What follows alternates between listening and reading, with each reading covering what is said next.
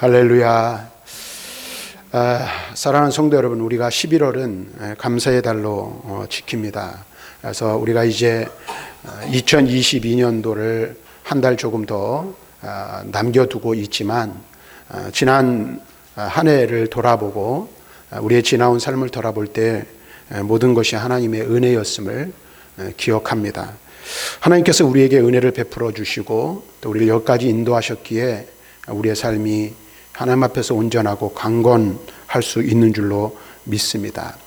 또한 우리가 삶을 살아가면서 우리가 때로는 부족함을 느끼기도 하고 궁핍함을 경험하기도 하였지만, 우리의 모든 필요를 하나님이 채워주시고 또 우리의 모든 있어야 할 것들을 하나님께서 공급하여 주심으로 오늘에 우리가 있게 된 줄로 믿습니다. 그래서 저와 여러분들이 감사의 절을 맞이하고 특별히 추수감사주의를 맞이하면서 하나님 앞에 감사하며 또 하나님께 영광 돌리는 저와 여러분들이 되시기를 바랍니다. 11월 첫째 주에 본문의 말씀을 가지고 하나님께 감사해야 할 이유라는 제목으로 여러분과 함께 말씀을 나눴습니다. 말씀을 나누면서 특별히 우리는 왜 하나님 앞에 감사해야 하는가, 두 가지를 함께 나누었죠. 1절과 2절 말씀을 보면 우리가 하나님 앞에 감사해야 할 이유는 첫 번째로 선하심과 인자심이 영원하기 때문이라 말씀하고 있습니다. 시인은 그렇게 고백하고 있죠. 그다음에 두 번째는 하나님께서 특별한 구원의 은혜, 그 속량을 우리에게 베풀어 주셨기에 우리는 하나님 앞에 감사해야 한다라는 말씀을 함께 나누었습니다. 이제 오늘 계속해서 오늘 우리 함께 읽은 시편 107편 1절부터 9절의 말씀을 통해서 다시 한번 우리가 왜 하나님 앞에 감사해야 하는지, 그 이유에 대해서 함께 말씀을 나누고 우리의 삶을 통하여 하나님 앞에 감사로 충만한, 또 감사로 하나님 앞에 영광 돌리는 저와 여러분들이 될 수 있기를 바랍니다. 오늘 우리가 함께 먼저 나눌 것은, 우리가 하나님께 감사해야 할 이유는 하나님께서는 우리에게 놀라운 일을 행하셨기 때문에 우리는 하나님 앞에 감사해야 한다는 사실을 우리는 말씀을 통해서 알 수가 있습니다. 이 말씀은 다시 말하면 하나님께서 행하신 놀라운 일은 우리를 향한 하나님의 초월적 사랑에서 비롯되는 것이라고 말할 수가 있을 것입니다. 오늘 우리가 함께 읽은 말씀 중에 8절 말씀을 보면 시는 여기서 이렇게 말하고 있습니다. 8절 말씀을 같이 한번 읽어볼까요? 시작.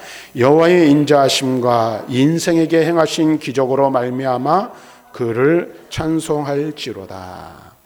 여호와의 인자하심과 인생에게 행하신 기적으로 말미암아 그를 찬송하라. 시인은 이렇게 고백하고 있습니다. 그런데 우리가 이제 시편 107편을 다 읽지는 않았지만 성경을 보시고 특별히 시편 107편을 읽다 보면 한 가지 반복되는 사실을 발견할 수가 있습니다. 이 8절의 노래는 이 8절로 그치지 않고 15절과 21절과 31절에 거듭해서 반복되고 있음을 알 수가 있습니다. 한번 우리가 말씀을 한번 볼까요? 15절 읽어봅니다. 시작. 여호와의 인자하심과 인생에 행하신 기적으로 말미암아 그를 찬송할지로다. 21절 여호와의 인자하심과 인생에게 행하신 기적으로 말미암아 그를 찬송할지로다. 31절 여호와의 인자하심과 인생에게 행하신 기적으로 말미암아 그를 찬송할지로다. 그러니까 지금 이 말씀, 똑같은 말씀이 시편 107편에 무려 4번이나 반복해서 말씀하고 있는 것을 볼 수가 있습니다. 오늘 이 시편 107편은 4절부터 32절의 말씀이 바로 이 시편의 본론이라고 말할 수 있습니다. 그런데 시인은 하나님 앞에 감사하고 하나님을 찬양해야 할 근거로서 하나님께서 하나님의 백성에게 베푸신 하나님의 인자하심, 곧 구속의 은혜를 인하여 찬양해야 할 것이라 말하면서 오늘 여러분들이 집에 가서 시편 107편을 자세히 한번 읽어보세요. 그러면 한 4가지 정도로 하나님께서 그들에게 베푸신 구속의 은혜를 얘기하는데, 그 4가지 이야기를 제시하고 그 이야기를 마무리할 때마다 이 말씀을 반복하고 있는 거예요. 여호와의 인자하심과 인생에게 행하신 기적으로 말미암아 그를 찬송할지로다. 후렴구와 같은 말씀이라 할 것입니다. 다시 말하면 이 노래가 이 시편 107편의 핵심 주제임을 우리들에게 가르쳐주고 있는 것입니다. 그렇다면 여기서 말하고 있는 인생에게 행하신 기적이란 도대체 무엇일까 하는 겁니다. 도대체 그 기적이 무엇이기에 시인은 이처럼 거듭하여 그 일로 인하여 하나님을 찬송하라고 촉구하고 있는지를 우리는 살펴볼 필요가 있습니다. 먼저 여기서 이 단어의 의미를 살펴봐야 되는데, 기적으로 번역된 성경 원문의 의미는 놀라운 일이 일어나게 하다라는 그러한 뜻을 가지고 있는 말씀입니다. 여러분들, 우리가 인생을 살아가면서 때때로 기적과 같은 일들을 경험하잖아요. 그런데 그 기적과 같은 일들을 경험할 때는 그 기적이 어떤 일들이에요? 우리가 감히 상상할 수 없는, 상상하지 못했던 놀라운 일들이 일어날 때에 우리는 그것을 가리켜 기적이라고 말합니다. 그런데 성경에서 기적이라고 말할 때에는 하나님의 역사에 그 초점이 맞추어져 있는 것입니다. 다시 말하면 이 말씀은 하나님의 전 우주적인 이적 혹은 기적으로서 이스라엘의 역사적 위협을 가리킬 때 사용한 단어인 것입니다. 다시 말하면 이 말은 인간의 능력을 초월한 이례적인 일들, 인간의 이성으로는 이해할 수 없는 일들을 바로 가리켜 기적이라고 말하고 있는 것입니다. 다시 말하면 감히 상상하지 못하고 일어날 것을 기대하지 못했던 그 일들이 일어나는 것을 가리켜 기적이라고 말한다 할 수 있을 것입니다. 근데 그 일이 누구와 연관되어 있어요? 하나님과 관련되어 있다는 거예요. 하나님이 역사하시고 하나님이 일하심으로 말미암아 일어난 사람의 생각으로는 상상할 수 없고 이해할 수 없는 놀라운 일들, 그것을 가리켜 기적이라고 말하는 겁니다. 제가 지난번에 말씀을 전하면서 이 시편 107편은 바벨론 포로 이후에 바벨론 포로 때에 지어진 시라고 말씀을 드렸어요. 그러면 여러분 보세요. 하나님께서 이스라엘 백성을 바벨론의 포로에서 구원한 일, 그것을 가리켜 이 시인은 1차적으로 하나님이 행하신 놀라운 기적이라고 말하고 있는 것입니다. 그런데 여러분, 하나님께서는 왜 이스라엘 백성에게 이처럼 기적과 같은 일을 행하신 것일까요? 여러분, 한번 하나님과 이스라엘 백성의 관계를 한번 가만히 생각해 보시길 바랍니다. 한마디로 말하면 이스라엘 백성은 하나님 앞에 어떤 존재들이었어요? 배은망덕한 존재였어요. 하나님께서는 그들에게 은혜를 베푸셨고 그들과 언약을 맺으셨어요. 그리고 너희는 내 백성이라 말씀하셨어요. 그리고 하나님께서는 그들에게 가나안 땅이라는 축복의 땅을 주셨어요. 그런데 그럼에도 불구하고 그들은 어떻게 해요? 하나님의 은혜와 축복을 망각한 채 하나님을 배반하고 배신하였습니다. 그래서 결국 어떻게 해요? 하나님께서는 징계의 채찍을 들어서 북이스라엘은 아스루에, 남유다는 바벨론에 의해 멸망당하게 된 것입니다. 이와 같은 이스라엘과 하나님과의 관계를 보면 배은망덕한 관계일 뿐 아니라 철천지 원수와 같은 관계라고도 할 수 있을 거예요. 성경을 우리가 이스라엘의 역사를 가만히 한번 여러분 보십시오. 얼마나 수없이 많이 하나님의 말씀에 불순종하는 그 모습을 보이고 있는지를 우리는 보면 너무나도 잘 알죠. 그런데 하나님께서 이러한 그들의 구원을 위해 기적을 베풀어 주신 것입니다. 이렇게 볼 때 하나님께서 이스라엘을 위해 행하신 모든 기적은 인생이 모방할 수 없는, 따라할 수 없는 특별한 사랑에서 비롯된 것임을 알 수가 있는 것입니다. 자, 그런데 여기서 우리가 한 가지 생각해야 될 게 있어요. 이처럼 이스라엘 백성들에게는 하나님이 놀라운 기적, 바벨론의 포로에서 돌아오게 하시는 이 언약의 영원하시고 충실하신 그 하나님께서 그 일을 이루신 것인데, 이보다 더 특별한 사랑을, 비교할 수 없는 사랑을 받은 존재들이 바로 저와 여러분들이라는 사실입니다. 오늘 우리가 이 사실을 깨달을 필요가 있어요. 하나님께서는 철저히 하나님 자신을 버리고 하나님을 떠난 배반자와 같은 우리를 위하여 하나님은 놀라운 일을 행하셨습니다. 그 일이 무엇입니까? 하나님의 아들 예수 그리스도를 우리가 짊어져야 할 죄의 짐을 대신 지게 하시고 우리가 죽어야 할 십자가의 형벌을 예수님께서 대신 당하게 하셨다라는 것입니다. 예수 그리스도를 십자가에 죽이심으로 우리를 향한 구원의 놀라운 기적을 완성하신 것입니다. 그리고 이 안에 담긴 하나님의 사랑이야말로 그 누구도 그 어떤 존재도 모방할 수 없고 따라할 수 없는 하나님의 초월적 사랑임을 성경은 우리들에게 말씀해 주고 있는 것입니다. 그래서 성경은 이에 대하여 이런 하나님의 사랑에 대하여 다음과 같이 우리들에게 말씀해 주고 있습니다. 우리가 잘 아는 말씀 요한복음 3장 16절 같이 읽습니다. 시작. 하나님이 세상을 이처럼 사랑하사 독생자를 주셨으니 이는 그를 믿는 자마다 멸망하지 않고 영생을 얻게 하려 하심이라. 로마서 5장 8절 말씀 같이 읽습니다. 시작. 우리가 아직 죄인 되었을 때 그리스도께서 우리를 위하여 죽으심으로 하나님께서 우리에 대한 자기의 사랑을 확증하셨느니라. 우리가 아직 죄인 되었을 때, 하나님과 원수 되었을 때 하나님께서는 우리를 사랑하셔서 그의 아들 예수 그리스도를 우리에게 내어주시고 그를 십자가에 죽이심으로 그가 우리를 얼마나 사랑하시는지, 그가 우리를 어떻게 사랑하시는지를 확증하여 보여주셨다. 성경은 이렇게 말씀하고 있습니다. 에베소서 2장 4절에서 바울은 다음과 같이 말합니다. 같이 읽습니다. 시작. 긍휼이 풍성하신 하나님이 우리를 사랑하신 그 큰 사랑을 인하여 무엇을 하셨어요? 그의 아들 예수 그리스도를 우리에게 내어주시는 거예요. 우리에게 보이신 하나님의 사랑은 긍휼이 풍성한 하나님의 사랑이고 큰 하나님의 사랑임을 바울은 고백하고 있어요. 요한일서 3장 1절에서는 이렇게 말합니다. 같이 읽습니다. 시작. 보라, 아버지께서 어떠한 사랑을 우리에게 베푸사 하나님의 자녀라 일컬음을 받게 하셨는가. 어떤 사랑을 우리에게 베푸시고 우리를 자녀 삼으시고 자녀라 일컬으셨어요? 아들을 주시는 사랑을 우리에게 주신 거예요.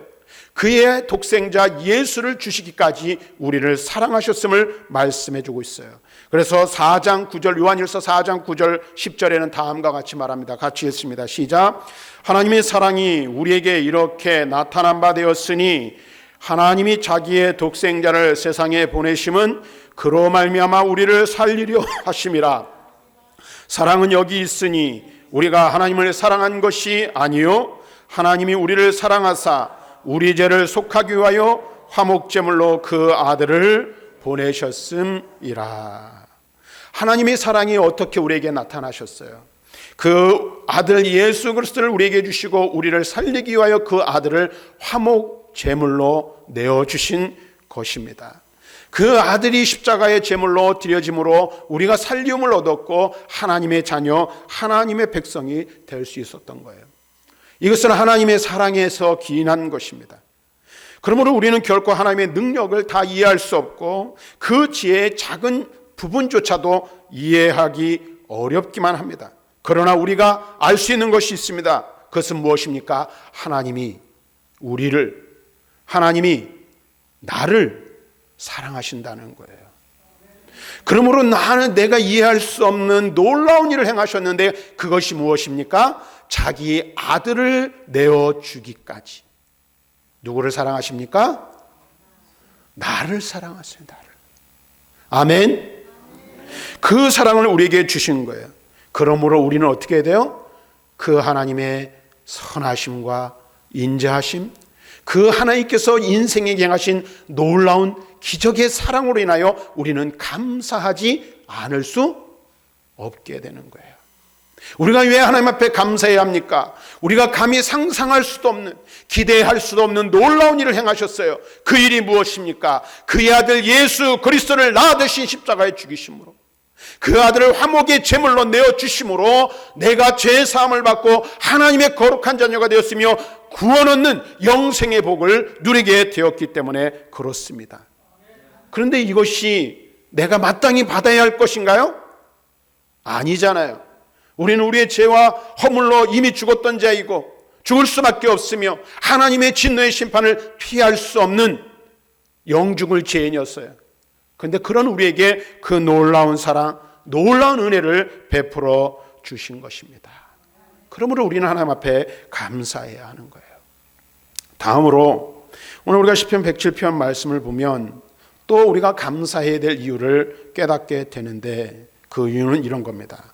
하나님은 사모하는 영혼에게 좋은 것으로 만족할 만큼 주시는 하나님이시다.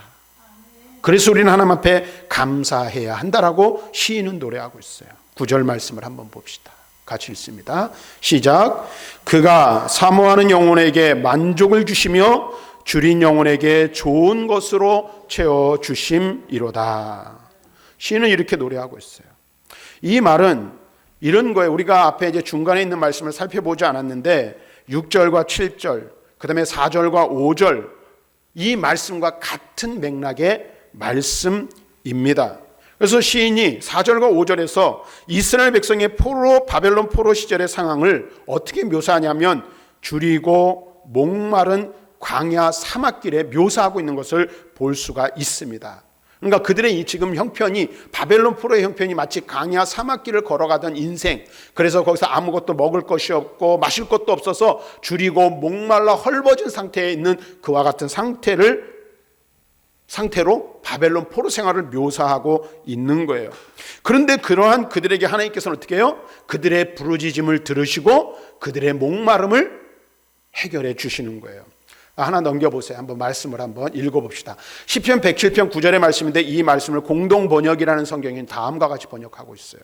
같이 읽습니다. 시작. 타는 목을 시원하게 죽여주시고 줄은 배를 좋은 음식으로 채워주셨도다. 이렇게 표현하고 있습니다. 같은 말씀이에요.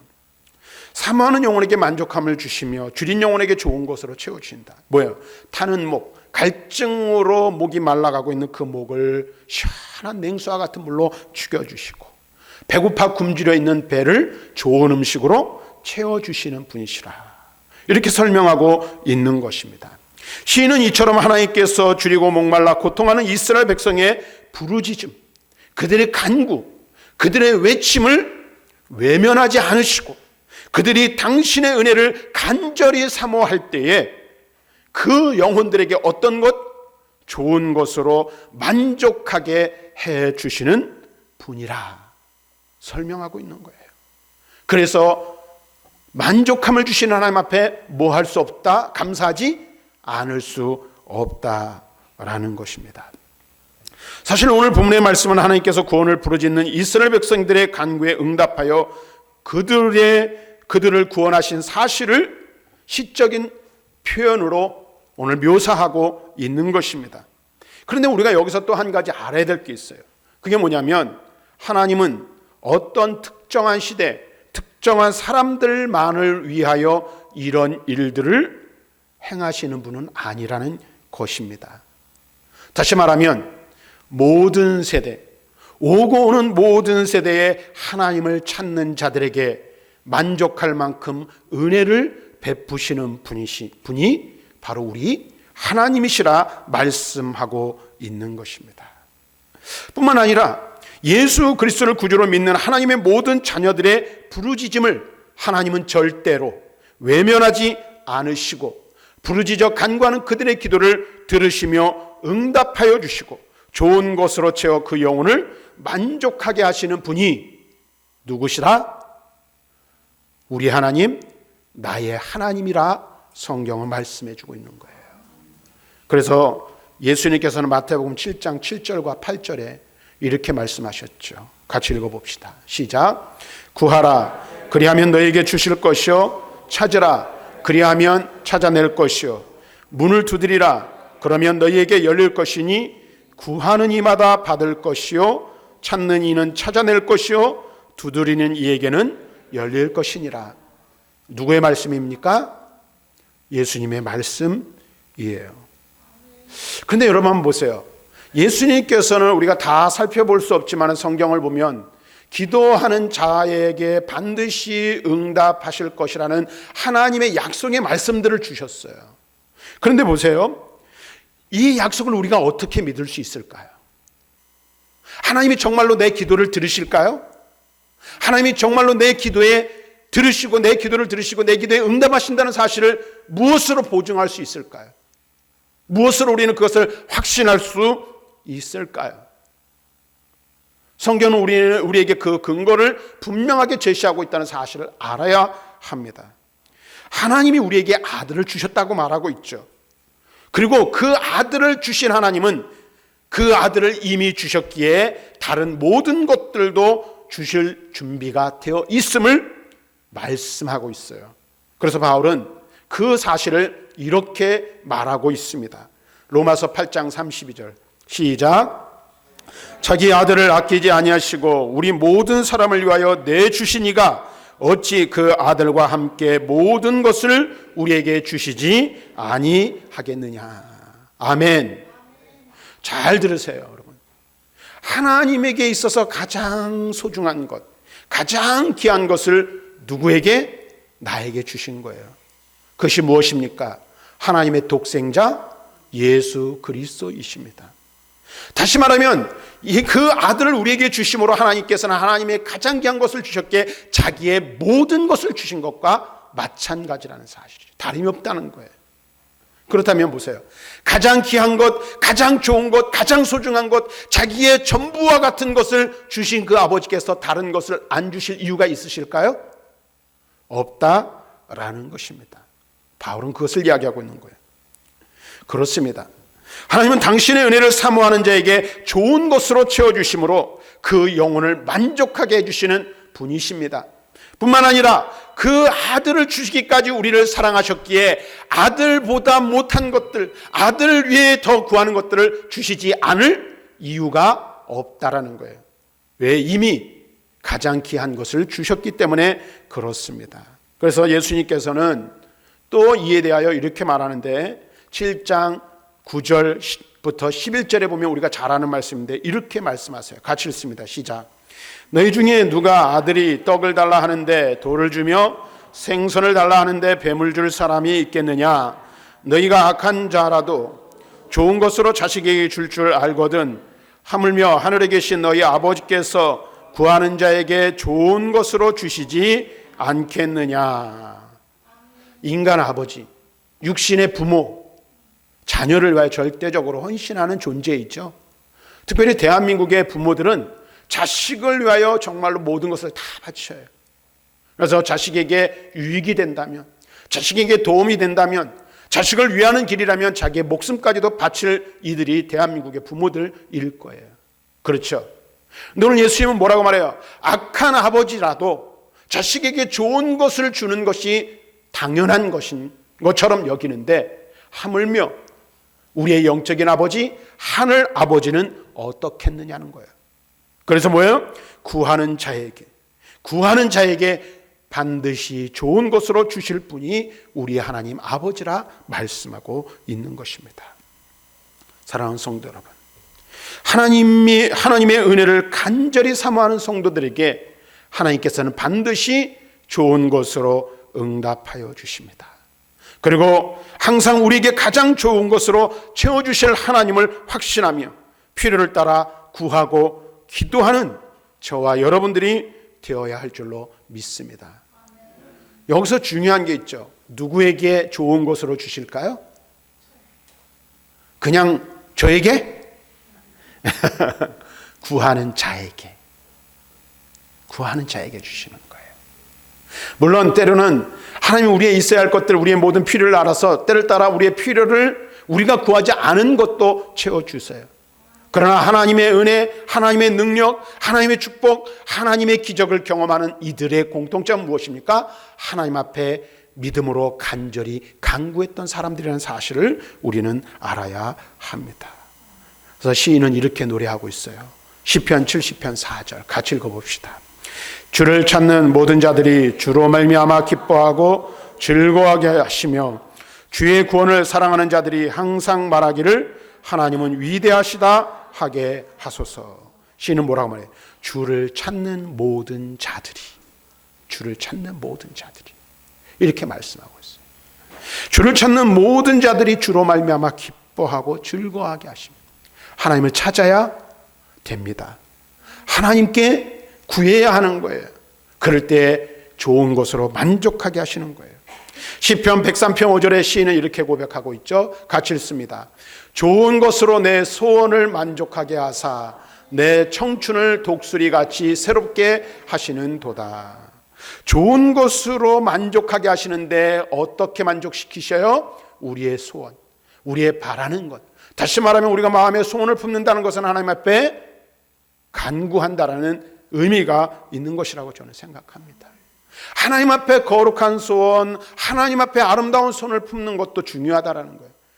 그럴 때에 하나님께서는 우리의 소원을 만족하게 하시고 하나님의 놀라운 일들을 이루신다는 사실을 오늘 우리는 말씀을 통해서 깨닫게 되는 것입니다. 오늘 시편 말씀에서 우리가 읽은 이 107편 말씀에서도 그것을 강조하고 있는 거예요. 하나님께서 우리가 하나님 앞에 감사해야 돼요. 근데 감사하는 자들의 특징은 무엇입니까? 하나님으로부터 기적을 경험하고 하나님으로부터 만족함을 경험하고 하나님께서 행하신 일, 놀라운 일들을 경험하는 거예요. 근데 그 일들을 경험하는 것이 무엇으로 되어집니까? 그의 백성, 하나님의 백성이 하나님 앞에 부르짖어 간구하고 하나님을 찾고 하나님을 구할 때 하나님께서는 하나님의 백성의 부르짖음과 간구를 들으시고 응답하시며 구원의 역사를 이루신다라는 것입니다. 사랑하는 성도 여러분, 우리는 오늘 시편 107편의 시인의 노래를 통한 감사의 고백이 아니라도 우리는 우리에게 베푸신 하나님의 사랑, 하나님의 은혜, 하나님의 축복을 생각할 때 감사하지 않을 수 없습니다. 우리가 지나온 삶을 돌아볼 때에 앞에서도 말씀드리면 때로는 궁핍한 경우도 있고 때로는 어려움을 겪었을 때도 있었고 어떻게 보면 지금도 인생의 질고의 문제, 육체의 어려움의 문제, 금전적인 어떤 이런 문제들이 여전히 해결되지 않아 고난 가운데 있을 수 있어요. 그러나 분명한 것 한 가지가 있다는 사실을 여러분들 잊지 말고 반드시 기억해야 합니다. 그것이 무엇일까요? 하나님이 나와 함께 하신다는 사실이에요.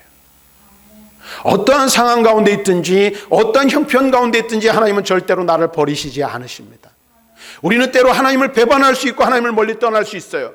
그러나 우리를 붙잡고 계신 하나님의 능력의 손은 우리를 절대 놓치지 아니하시며 그 하나님은 반드시 나와 함께 하시고 영원까지 나와 동행하실 것이라고 약속해 주고 있습니다. 그러므로 우리는 어떻게 해요? 하나님 앞에 감사할 수밖에 없는 것입니다. 바울은 말하죠. 데살로니가전서 5장 8절에 18절에서 뭐라고 말해요? 범사에 감사하라. 이것이 너희를 향하신 하나님의 뜻이니라 라고 말하고 있어요. 범사에 감사하라 라고 말하고 있는데 범사는 모든 일, 또 어떠한 상황과 환경에 상관없이 감사하는 것을 의미하는 것입니다. 우리는 주로 어떤 때 감사합니까? 좋은 일 있을 때, 정말로 무언가 기적적인 일들이 일어날 때만 감사하죠. 그러나 하나님이 우리에게 원하시는 것은 어떤 거예요? 범사에 감사하는 거예요. 모든 일에 감사하는 거예요. 상황과 환경을 뛰어넘어 하나님 앞에 감사하는 거예요. 그럴 수 있는 이유가 무엇입니까? 그렇게 할 수밖에 없는 근거가 무엇입니까? 하나님이 나와 함께 하시기 때문이에요. 그 하나님이 나와 함께 하신 하나님이 나를 붙드시고 나를 지키시며 인도하실 것이고 내가 지금 당하고 있는 모든 환난과 어려움을 반드시 이겨내게 하실 것이기 때문에 그렇습니다. 그 하나님의 인자하심과 그 하나님의 선하심으로 인하여 우리는 하나님 앞에 감사해야 하는 것입니다. 오늘도 저와 여러분들이 이와 같은 사실들을 깨닫고 하나님 앞에 감사로 영광 돌리는 우리 모든 성도들이 되시기를 주님의 이름으로 간절히 축원합니다.